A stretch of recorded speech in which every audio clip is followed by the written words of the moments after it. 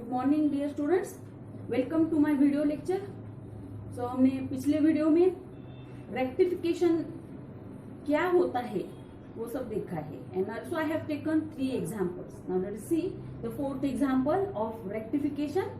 Once recall, rectification means finding length of arc of the curve. So here we find the length of arc of cardioid. कौन सा cardioid given है? R equals to a into 1 minus cos theta. तो सबसे पहले हम ये cardioid draw करेंगे। So it is R equals to a into 1 minus cos theta. So this is the horizontal cardioid whose maximum portion lies on negative side. Okay, so ये height क्या होती है यहाँ पर? a है ना। So this height is a. अब देखिए, find the length of arc of cardioid which lies outside the circle. So यहाँ पर हमें एक सर्कल का इक्वेशन गिवन है। So r equals to a into cos theta इस सर्कल। तो सबसे पहले हमें इस सर्कल के सेंटर और रेडियस आइडेंटिफाई करने होंगे। सो आपको ध्यान में रखना है। So r equals to a into cos theta. So this is the circle. यहाँ पर देखिए कॉस थीटा की टर्म प्रेजेंट है, मतलब डेफिनेटली यहाँ पर एक्स कोऑर्डिनेट जो होगा वो नॉन जीरो होगा, क्योंकि हमें पोलर कोऑर्डिनेट्स मालूम है। पोलर कोऑर्डिनेट्स क्या होते हैं? X equals to R cos theta, Y equals to R sine theta.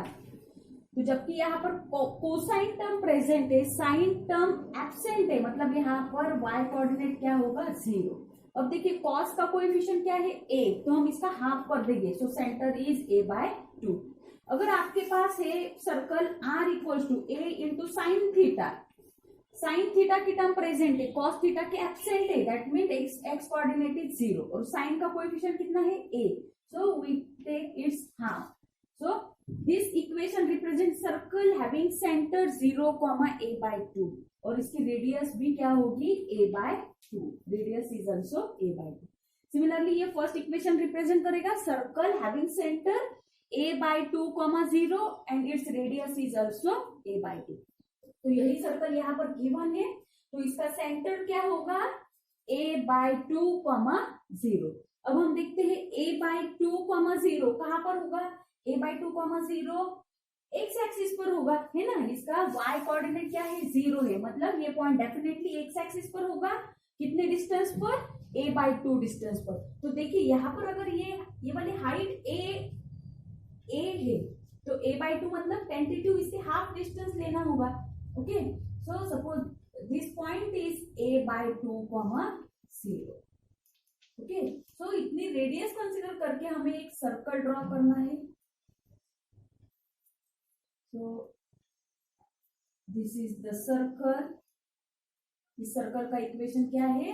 r equals to a into cos theta. Okay, अब देखिए यहाँ पर हमें क्या पूछा है ना, find the length of arc of. किसकी लेंथ फाइंड करनी है हमें? कार्डियोइड की, क्योंकि हमारे पास दो कर्व्स है, कार्डियोइड भी है, सर्कल भी है, बट यहाँ पर किसकी लेंथ फाइंड करनी है? कार्डियोइड की लेंथ फाइंड करनी है। Okay, so find length of cardioid which lies outside the circle. इस सर्कल के बाहर कार्डियोइड का जितना भी पोर्शन है, तो देखिए ये वाला जो पोर्शन है कार्डियोइड का, this portion is inside the circle. तो हमें सिर्फ कौन सा पार्ट लेना है सर्कल का? जो कार्डियोइड का कौन सा पार्ट लेना है? जो सर्कल के बाहर है, आउटसाइड है। तो सी, सो इस पॉइंट से लेकर, देखिए इस पॉइंट से लेकर अगर मैं कार्डियोइड का इतना पार्ट कवर करती हूँ, इस पॉइंट से लेकर इस पॉइंट तक कार्डियोइड का पार्ट, ये पार्ट सर्कल के बाहर होगा, बाकी का जो पार्ट है वो सर्कल के अंदर होगा।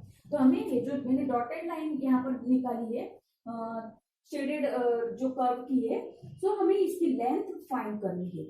तो देखिए फिर से this curve is symmetric about x axis, तो इसलिए instead of finding length of this whole part, अगर मैंने अपर हाफ पार्ट की भी लेंथ निकाली तो भी चल सकता है। इसलिए हम रिक्वायर्ड लेंथ को लिख सकते हैं 2 times length of upper half cardioid.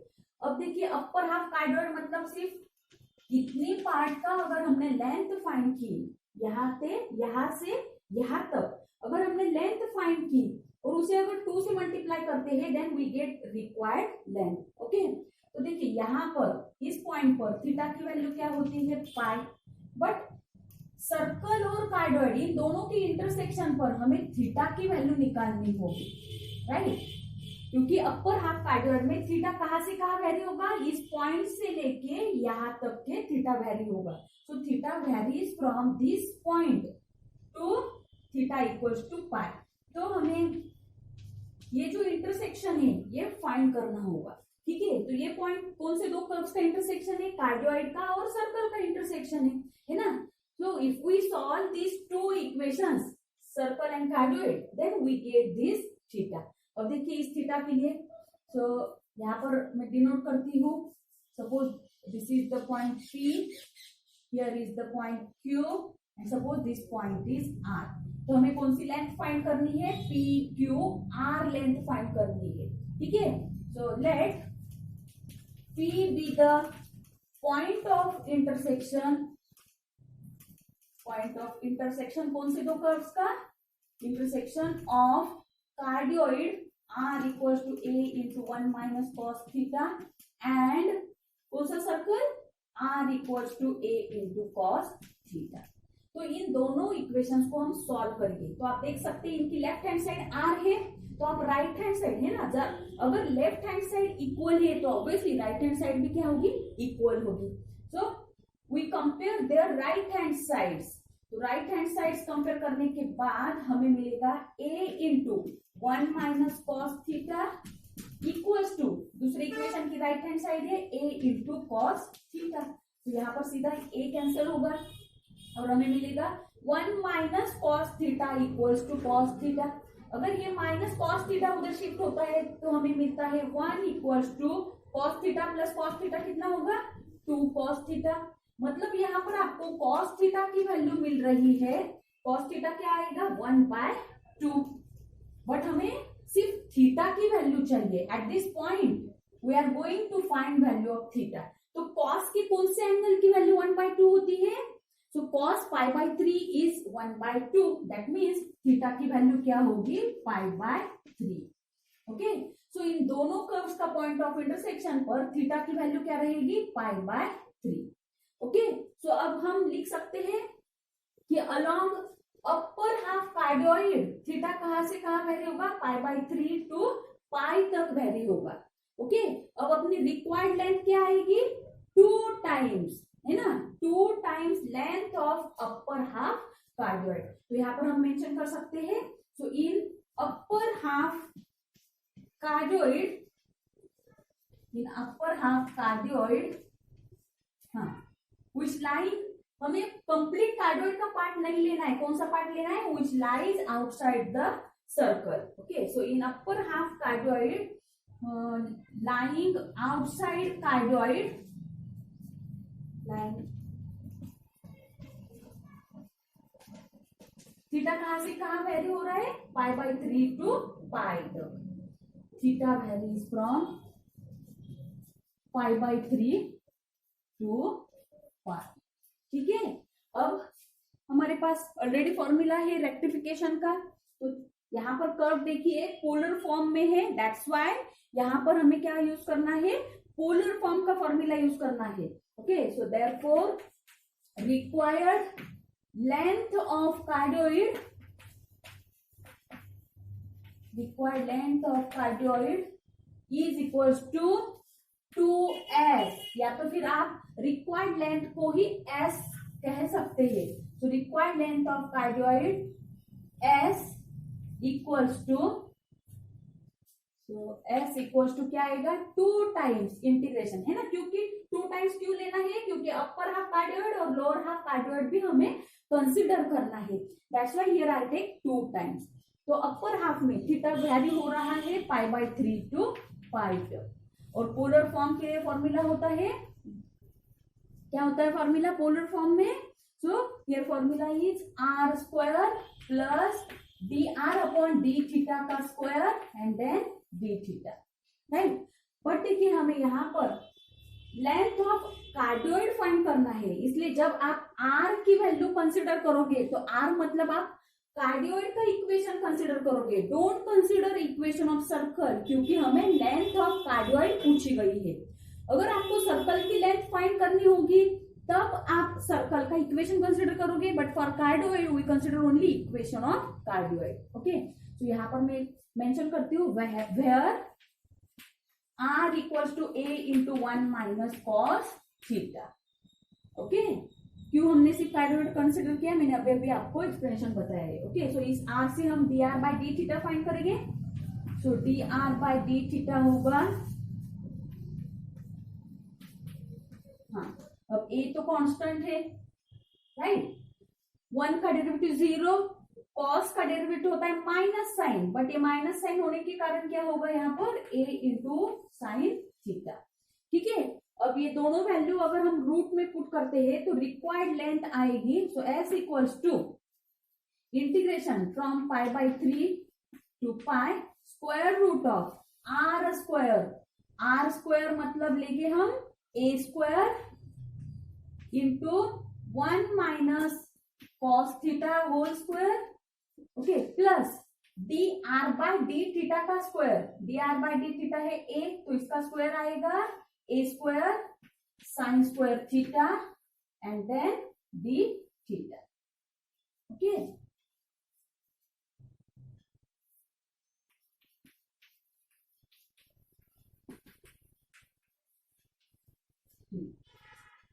Now अगर हम इसे सिंप्लीफाई करते हैं then we get integration from pi by 3 to pi square root of a square, हम थ्रू आउट कॉमन लेते हैं दोनों टर्म से।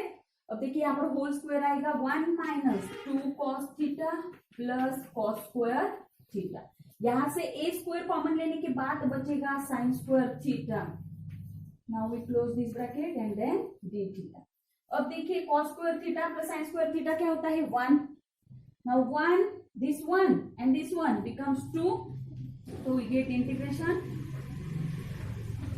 square root of a square into यहाँ पर आएगा 2 माइनस 2 cos थीटा, और इन दोनों टर्म से भी अगर 2 बाहर निकालते हैं देन वी गेट 2 इंटू क्या बचेगा यहाँ पर 1 minus cos theta and then d theta. अब देखिए 1 माइनस cos थीटा होता है 2 sine square theta by 2, so s is equals to, यहां पर हमें s की वैल्यू मिलेगी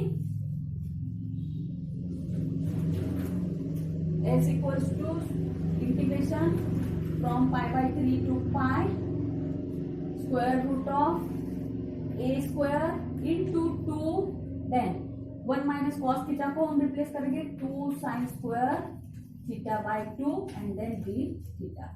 अब हम इन टर्म्स का अगर रूट लेते हैं तो हमें मिलेगा a स्क्वायर का रूट आएगा a, 2 इंटू 2 मतलब 4 का रूट आता है 2, और साइन स्क्वायर का रूट आएगा sine theta by 2 and then d theta. Twice a तो कांस्टेंट है, हम बाहर ले सकते हैं।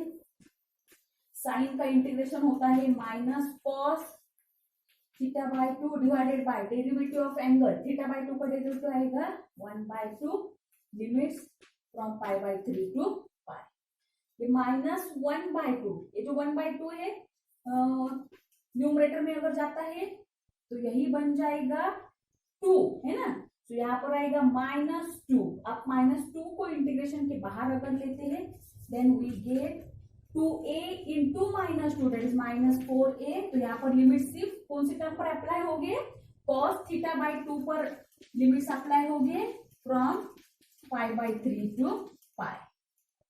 ओके, ना -4a into cos pi by 2 minus cos pi by 3 upon 2 आएगा pi by 6। Okay, cos pi by 2 होता है 0 एंड cos पाई बाई 6 होता है √3/2, तो हमें यहाँ पर मिलेगा -4a इंटू माइनस √3/2। अब 2 से डिवाइड होने के बाद माइनस माइनस बन जाएगा plus, so here we get 2√3 into a, क्या मिलेगा हमें 2√3 into a। So this is the, और देखिए s की वैल्यू क्या है 2 टाइम्स दिस इंटीग्रेशन, तो यहाँ पर हमसे 2 स्किप हुआ था, तो प्लीज यहाँ पर I write this 2, तो 2 into twice है, तो यहाँ पर आएगा 4a and one more this 2, सो यहाँ पर आएगा 8a। 8a 8a होने के कारण फाइनल आंसर आएगा 4√3 into a। Therefore required length आएगी, required length is 4√3 into a। Okay, so in this way we can solve examples. Okay, now I take next example. Now second example is show that length of arc of the curve x sin theta plus y cos theta equals to f dash of theta, x cos theta minus y sin theta equals to f double dash of theta is x equals to f of theta plus f double dash of theta plus c। Okay, so यहाँ पर हमें एक curve दी गई है, तो देखिए if you observe this equation of curve, there are two equations in terms of x and y, right. So definitely this curve is in parametric form, but parametric form कैसा होता है कर्व का? x equals to some function of x equals to function of some variable से theta, y equals to some function of variable से theta. But यहाँ पर तो x और y सेपरेटली नहीं गिवन है, but after solving this two equations we can easily find value of x as well as y। तो सबसे पहले अपना एम क्या है? वी फाइंड x और y, ठीक है। अब देखिए अगर मुझे x की वैल्यू फाइंड करनी है ये दो इक्वेशन सॉल्व करके, तो डेफिनेटली हमें क्या करना होगा? y के कोएफिशिएंट्स इक्वल करने होंगे। तो y के कोएफिशिएंट्स इक्वल करने के लिए देखिए यहाँ पर y तो ऑलरेडी प्रेजेंट है, cos थीटा है, इस टर्म में sin थीटा है। अगर हम फर्स्ट इक्वेशन को sin थीटा से मल्टीप्लाई करते हैं और सेकंड इक्वेशन को cos थीटा से मल्टीप्लाई करते हैं, देन y के कोएफिशिएंट्स इक्वल बन जाएंगे, और अपोजिट साइन होने के कारण due to addition terms of y get cancel, तो सिर्फ आपको x की टर्म्स मिल सकती है। Okay, so what we do, multiply equation 1 को हम साइन थीटा से मल्टीप्लाई करेंगे। तो equation 1 multiply by sine theta, और अपोजिट साइन ऑलरेडी है इसलिए हम दोनों की एडिशन करेंगे, और इक्वेशन 2 को हम मल्टीप्लाई करेंगे कॉस थीटा से। ओके, तो देखिए 1 को अगर साइन थीटा से मल्टीप्लाई करते हैं थ्रू आउट साइन थीटा से, तो यहाँ पर हमें मिलेगा x into sine square theta plus y, यहाँ पर मिलेगा cos theta into sine theta, या तो फिर आप लिख सकते हैं sine theta cos theta equals to f dash of theta into sine theta. वैसे सेकेंड इक्वेशन को हम मल्टीप्लाई करेंगे cos थीटा से, तो हमें यहाँ पर मिलेगा x cos स्क्वायर थीटा, यहाँ पर मिलेगा minus y into sine theta cos theta equals to f double dash of theta into cos theta. अब इन दोनों इक्वेशंस की क्या करनी है? हमें एडिशन करनी है। सो ड्यू टू एडिशन क्या होगा? देखिए ये दोनों टर्म सेम है बट हैविंग अपोजिट साइन, तो ये दोनों टर्म कैंसिल हो जाएगी। इन दोनों टर्म्स की अगर एडिशन करते हैं तो एक से यहाँ पर कॉमन निकलेगा और क्या बचेगा? Sine square theta plus cos square theta, ये वाली टर्म तो जीरो बन गई है, इक्वल्स टू अब राइट साइड में हमें मिलेगा f dash of theta into sine theta plus क्या मिलेगा? F double dash of theta into cos theta, ठीक है। But sign square theta plus cos square theta क्या होता है? 1, तो यहाँ पर हमें सीधे ही x की वैल्यू मिलेगी। सो x कितना आएगा? तो x इक्वल्स टू मिलेगा f dash of theta into sine theta, f dash of theta into sine theta plus f double dash of theta into cos theta, ठीक है। अब देखिए हम पैरामेट्रिक फॉर्म में लेंथ ऑफ आर्क के लिए formula use करते हैं, s equals to integration from theta 1 टू theta 2 square root of dx by d theta का square plus dy by d theta का square and then d theta. मतलब हमें यहाँ पर dx by d थीटा भी लगेगा। सो सडनली हम dx by d थीटा निकालेंगे। So differentiate this equation with respect to theta.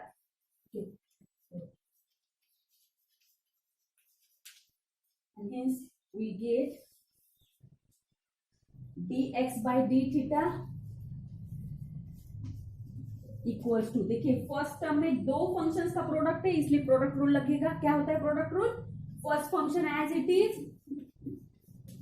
Into derivative of second function, sine का डेरिवेटिव आता है cos थीटा, प्लस अब क्या होगा, sine theta as it is रहेगा, एफ डैश का डेरिवेटिव आएगा F double dash theta into sine theta. ये हो गई फर्स्ट टर्म का डेरिवेटिव। अब सेकेंड टर्म का डेरिवेटिव लेना होगा तो क्या करेंगे, first function as it is that is F double dash of theta को हम एज इट इज रखेंगे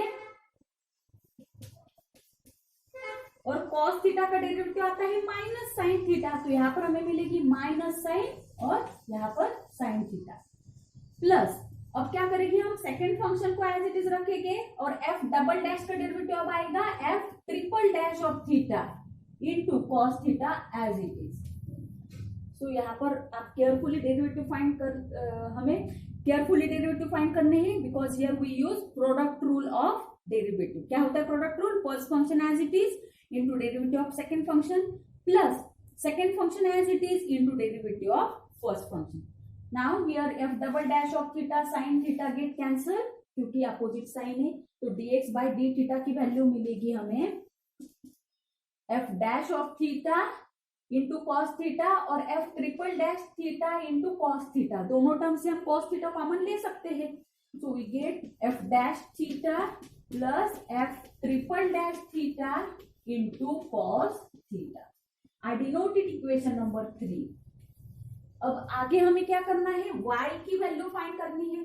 जैसे कि हमने x फाइंड करने के लिए y का कोएफिशिएंट इक्वल किया, अब y फाइंड करने के लिए x का कोएफिशिएंट इक्वल करना है, तो x को मतलब फर्स्ट इक्वेशन को हम मल्टीप्लाई करेंगे cos से, सेकेंड इक्वेशन को मल्टीप्लाई करेंगे साइन से, लेकिन दोनों की साइन तो पॉजिटिव है, हमें अपोजिट साइन चाहिए, मतलब क्या करेंगे हम दोनों इक्वेशंस की सब्ट्रैक्शन करेंगे।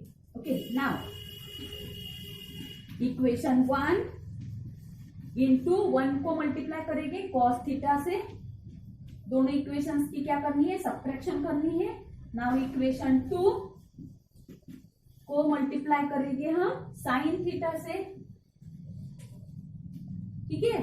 देखिए अब फर्स्ट इक्वेशन आएगा कॉस थीटा से मल्टीप्लाई करने के बाद x into sine theta cos theta plus y into cos आएगा cos square theta equal to f dash of theta into cos theta. Okay, अब सेकेंड इक्वेशन को हम मल्टीप्लाई कर रहे हैं यहाँ पर साइन थीटा से, तो यहाँ पर मिलेगा x into sine theta cos theta, यहाँ पर मिलेगा माइनस y इंटू हम साइन से मल्टीप्लाई अगर करते हैं तो साइन स्क्वायर थीटा मिलेगा इक्वल्स टू यहाँ पर मिलेगा f double dash of theta into sine theta. अब दोनों इक्वेशंस की क्या करनी है, सब्ट्रैक्शन करनी है, तो सब्ट्रैक्शन करते वक्त सेकेंड इक्वेशंस में हर टर्म की साइन चेंज होगी। जैसे कि ये फर्स्ट टर्म पॉजिटिव थी अब बन जाएगी निगेटिव, ये सेकेंड टर्म निगेटिव थी अब बन जाएगी positive, similarly this term becomes negative.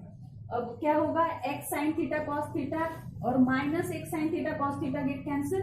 ये दोनों टर्म्स ऐड अगर करते हैं तो हमें मिलेगा, दोनों टर्म से y कॉमन निकलेगा, so y into cos square theta plus sine square theta equals to इन दोनों टर्म्स की देखिए यहाँ पर ये पॉजिटिव साइन ये निगेटिव साइन, सो हमें मिलेगा f dash theta cos theta minus f double dash theta into sine theta.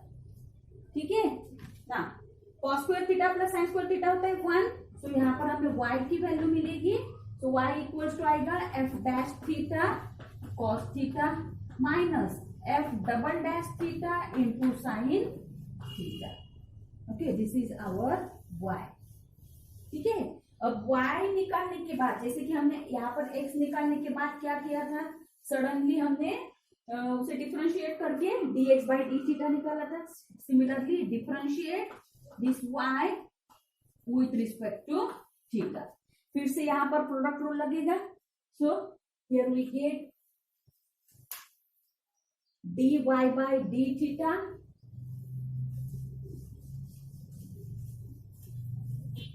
therefore dy by d theta equals to, फिर से यहाँ पर प्रोडक्ट रूल, फर्स्ट फंक्शन को एज इट इज रखते हैं, test theta as it is into cos का derivative आता है माइनस साइन.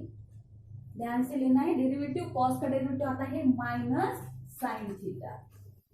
अब सेकेंड फंक्शन को एज इट इज रखेंगे और एफ डैश का डेरिवेटिव आएगा F double dash theta into cos theta. फिर से जो अगली टर्म है तो उस पर प्रोडक्ट रूल लगाएंगे. So minus f double dash को एज इट इज रखेंगे और साइन का डेरिवेटिव आएगा कॉस थीटा. वैसे ही अब माइनस साइन थीटा को एज इट इज रखेंगे और एफ डबल डैश का डेरिवेटिव आएगा f triple dash theta. Okay, और फिर से यहाँ पर देखते हैं कुछ कैंसिल वगैरह होता है क्या.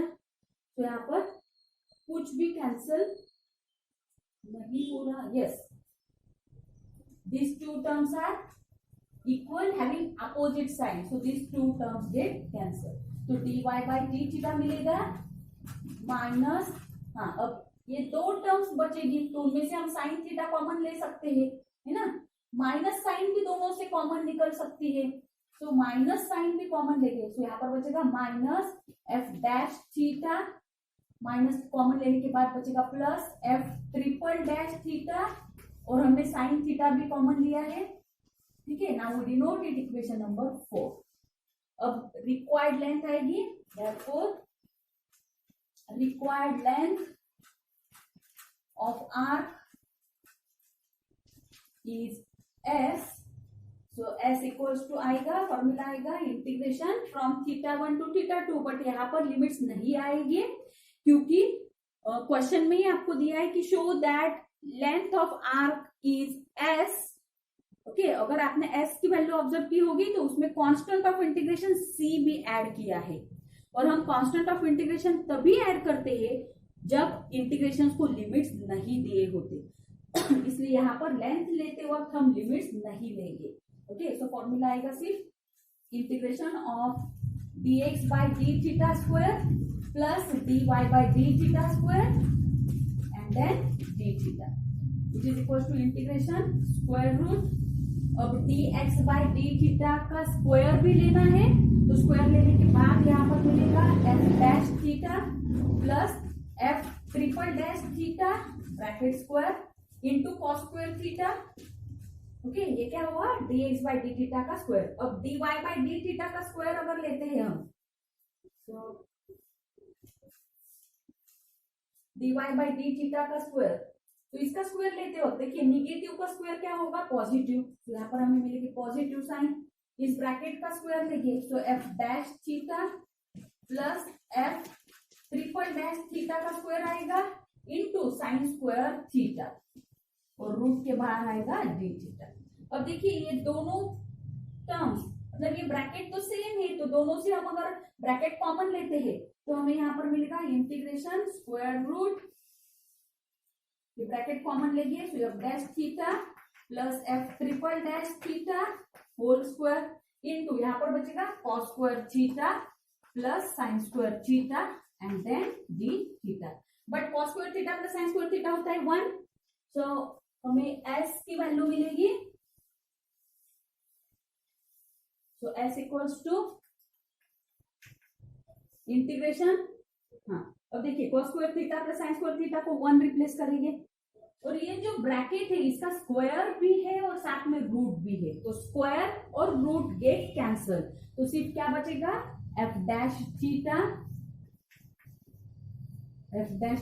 Plus f triple dash theta and then d theta. अब देखिए यहाँ पर लिमिट नहीं है, इसलिए आप यहीं पर अगर c ऐड करते हैं then it will be better. Okay, so I add this c ना। अब आप इंटीग्रेशन अगर लेते हैं तो एफ डैश का इंटीग्रेशन आएगा F of theta, F triple dash का इंटीग्रेशन आएगा F double dash theta plus constant of integration C. So this is the required length of arc of the curve, और वही लेंथ हमें यहाँ पर पूछी गई थी। Okay, now see the last example of this topic. So here we find length of theta equals to 1 by 2 r plus 1 by r from r equals to 1 to r equals to 3. Okay, so अगर आपने equation observe किया होगा, so this equation is of the form theta equals to f of r, और थीटा equals to F of R के लिए formula होता है integration from r1 to r2, but यहाँ पर r1 r कहाँ से कहाँ वैल्यू हो रहा है 1 to 3, इसलिए लिमिट आएगी 1 to 3 square root of 1 plus are square D theta by D R square d r. This is the standard formula. अब हमें इस थीटा से फाइंड करना होगा d theta by D r. तो d theta by D r की value यहाँ पर मिलेगी 1 by 2 r square minus 1 divided by r square. अब d theta by D r का स्क्वायर लेंगे, उसके बाद हमें क्या करना है 1 plus are square D theta by D R square की वैल्यू निकालनी है। तो ये वैल्यू निकालने के लिए देखिए यहाँ पर सिंप्लीफिकेशन करने के बाद ये टर्म आएगी R square plus 1 whole square upon 4 R square. अब हम ये वैल्यू अपने स्टैंडर्ड फॉर्मूला में अगर पुट करते हैं तो एस मिलेगा integration of square root of R square plus 1 whole square upon 4 R square. अब इसका अगर रूट लेते हैं तो हमें मिलेगा are square plus 1 upon 2 R. अब 1 by 2 तो कांस्टेंट है, हम इंटीग्रेशन के बाहर ले सकते हैं, तो यहाँ पर बचेगा r square plus 1 upon r, और अगर हम डिनोमिनेटर सेपरेट करते हैं तो मिलेगा are square upon r plus 1 upon r, मतलब r plus 1 upon r and then here it is d r. ठीक है, अब आर का integration r square by 2 plus 1 by r का इंटीग्रेशन लॉग आर, और आर के लिमिट्स वैरी हो गए 1 to 3 तक। अब लिमिट्स अप्लाई करने के बाद हमें s की वैल्यू मिलेगी, तो s equals to 1 by 2 into upper limit apply करेंगे। अपर लिमिट क्या है r इक्वल्स टू 3, तो हमें मिलेगा 3 square that is 9 by 2 plus log 3 minus अब लोअर लिमिट क्या है r इक्वल्स टू 1, तो लोअर लिमिट अगर पुट करते तो यहाँ पर मिलेगा 1 by 2, और लोअर लिमिट होने के कारण ये टर्म भी माइनस आएगी, तो माइनस log 1, बट log 1 क्या होता है 0, तो हमें मिलेगा s equals to 1 by 2 into 9 by 2 minus 1 by 2 आएगा 8 by 2, और 8 by 2 होता है 4 plus log 3। Okay, and log 1 क्या होता है 0। So this is the required length of the curve. Okay, so in this way we can find length of an arc, and remember process of finding length of an arc between two specified points is called as rectification. Okay, so I hope ये topic आपको समझ में आया होगा। Okay, so यहीं पर अपना 4th chapter भी खत्म हुआ है। So okay, so we stop here. So thank you very much. अगली वीडियो में हम 5th चैप्टर स्टार्ट करेंगे, that is double integration. Okay, so thank you very much.